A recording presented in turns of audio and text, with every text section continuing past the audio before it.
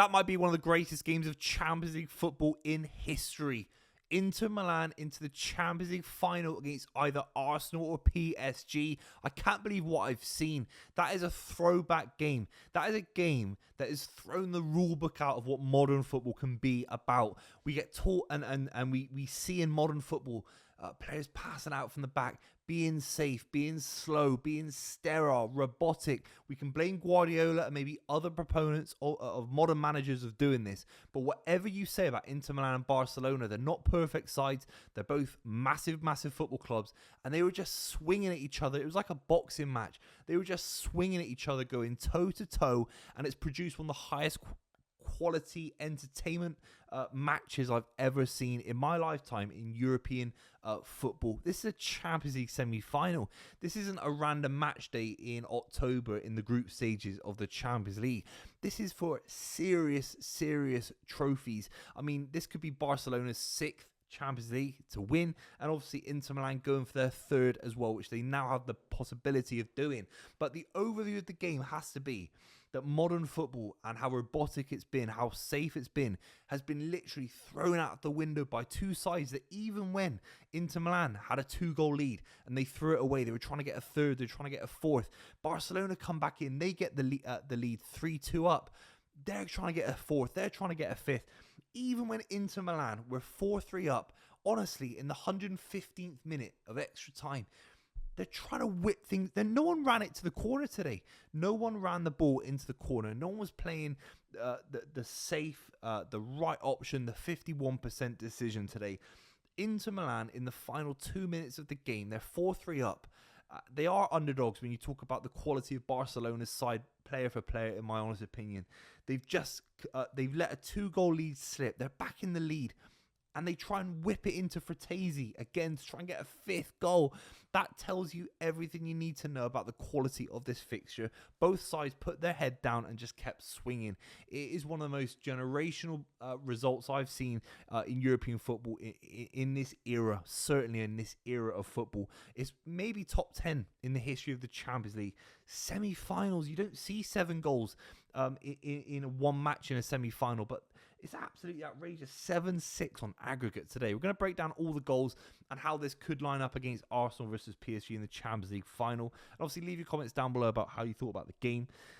Lautaro Martinez scores in the 21st minute. He was playing through a crazy injury as well. I mean, the drama around that. I mean, Inter Milan's great player on their side, playing through an injury, scored in the first 20 minutes as well, and obviously created the opportunity where he gets fouled by Kurbazi, and Çalhanoğlu creates an opportunity where he scores a brilliant penalty to make it 2-0 to Inter Milan. At that point, I was saying it is impossible for Inter at home at the San Siro to let a 2-goal lead slip. They're going to be streetwise. They're going to be the classic Italian stereotype in football of being hard to play against when they've got any kind of lead in a cup format. And they, to be honest, they never matched my stereotype of an Italian kind of streetwise footballer. It never worked. It never worked.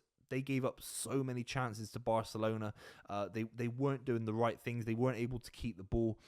So the fact that they went 2-0 up and they weren't able to keep it 2-0 says everything you need to know about this, because this is Inter at home. And Barcelona got back into the game. Eric Garcia, who I thought was having a bit of a limiting performance. I don't see him necessarily as the best right back in the world, obviously coming for Jules Koundé. But a volley on the inside of his foot, I mean, it's an outrageous goal. The standard of goals that we've seen in this match in both legs, it started with Thuram in the first few minutes of the first game with a little flick. Absolutely outrageous. And Eric Garcia makes it 2-1. At that point, it could have been anything. There was just this opening from Inter Milan where Barcelona were getting so many opportunities. Dani Olmo had one just before he actually scored. And Dani Olmo gets a beautiful ball in from the left-hand side. Brilliant header. And he makes it 2-2. It's outrageous. A few minutes later, Rafinha then makes it 3-2. And I thought Inter Milan were dead. They were dead on their feet. Martinez had gone off. The midfield of Çalhanoğlu had gone off. Mkhitaryan had gone off. Thought Barella was really off the boil. They were so deep. The back line were so flat. They weren't able to keep the ball. and Rafinha gets a rebound and he scores on his right foot. I thought it was game over for Inter Milan. I have no idea how they've got back into the game. I have no idea. It's almost a fairy tale that they were 2-0 up in the first place and got back into the situation they're back into a losing situation. It's crazy. Their centre back, 37 years old. It's his first Champions League goal. He scored less than 10 goals in his entire career. Acerbi, absolutely outrageous finish into the roof of the net against Szczesny, who I thought had a good game as well today. How's he scoring that? It's like Harry Maguire for Man United in the Europa League last week. It's absolutely mental. How is he scoring that to get Inter Milan back into the game? It's absolutely crazy. And then Fratesi comes on, 99 minutes. The ball bounces to him in the box and he has a little moment to think, to gather his thoughts, what I should do. And he just takes an extra pause. The defender kind of slides through him and he just bends it into the bottom corner. 4-3 to Inter Milan. I can't believe what I watched.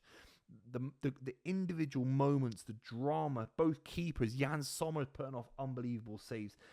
It was absolutely outrageous. Lamine Yamal had a good game today, creating big chances for Rafinha, Lewandowski as well at the end. Ferran Torres had chances throughout the game. It was crazy. I don't really know what to say in terms of how good these sides are. I think there's an argument that they're both not the best sides in Europe. I think they've got lots of issues. I don't think Inter Milan's midfield is anywhere near good enough to win the Champions League. But they had this heart, they had this desire, they had this unity that is so special. And they're going to try and get back to Munich. Obviously, they won the Champions League against Bayern Munich with Jose Mourinho, the last Italian side to win it. They're going to think there's something special there and try and do something for sure.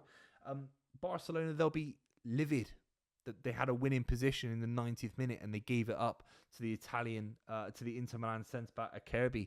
They'll be absolutely livid.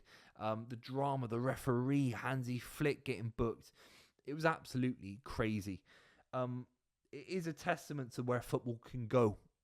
Football can be a high-scoring, free-flowing match where you can have individual moments of brilliance. You can have drama. You don't need to keep the ball 65% of the time and play it flat. And I'm a big fan of Guardiola. When Guardiola gets it right, that isn't an accurate representation of his football. But when loads of people copy him, that is what football can look like. It can be dry, sterile. And this football match for the last couple of weeks, Inter Milan, Barcelona, one of the greats in the history of Champions League football, has proven that you can be exciting, you can be dramatic, you can be end to end, and you can live on the edge a little bit. And Inter Milan did that today. They were dead on their feet. It's one of the great performances from an Italian side that I can think about in the last 20 years in Champions League football as well. Because this Barcelona side, I still think have got better players. They've got a better midfield. They got Olmo, Yamal, Rafinha would all start for Inter Milan. Probably most of the back line as well, with all due respect to Inter Milan. Inter Milan, somehow an underdog story, have gotten into the final using the San Siro, using their heritage in the Champions League. It's absolutely beautiful to see. I think if you're Arsenal, I think you'd prefer to play Inter Milan. I think if you're PSG, I think you'd prefer to play Inter Milan as well, respectfully.